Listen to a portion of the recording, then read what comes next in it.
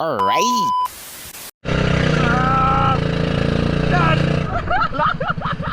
Apit. Ha?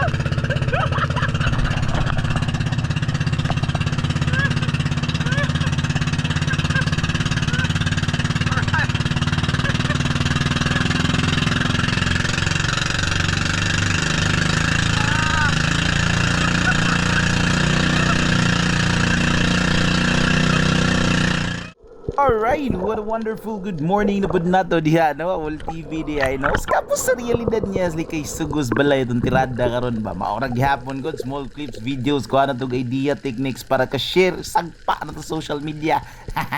So aron dai no, kani siyang adventure kay Fish Cage Adventure gamit na to ang spear gun nga made by Doobie Sub niya. Mga accessories na to ani is from Abraham Sir Yog. So gusto ka makita ka ng mga quality or best kaya mga spear gun accessories tulad ni Sir Abraham no. So aron dai no, ari na punta nakita tag usa ka mangangagat atong unahan. So syempre atong style ana di na to nalakagon no. Ang itar tag plaster and then do some scratching kaya kana mga isda kay kuan kay na sila kana mga kuryoso kayo sa mutang murag murky gamay ang tubig.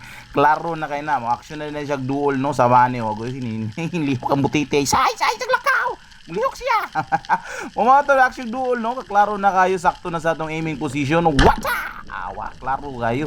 Igo dito yung pilok no. Pagka igo sa pilok hinay-hinay na dagsaka na. Nya syempre ato ang line you know, yun ang bantayan kaya di pa dahil magkasabod-sabod si lalong ba. Ano na siya tension kay muraga mabaw-mabaw ni siya na spot no.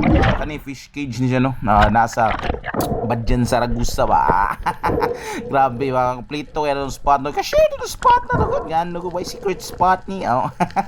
So mato hinahinay na to kuha no, retrieve na tong isda kaya klaro na kayo. Tinaw basta nang lubog basta nang lubog ng sabaw niyon niya. Pagka good size na po yung kayo no. Dako-dako na gini siya mga na siya kilo kaping isda no. Na klaro na kayo hayag pas kaugmaon ni kuan. Hayag pas kagmaon sa kabulanon sa biunon no. Huwag maorat na nanood nga nalingaw sa video and see you next episode. Alright! Ano?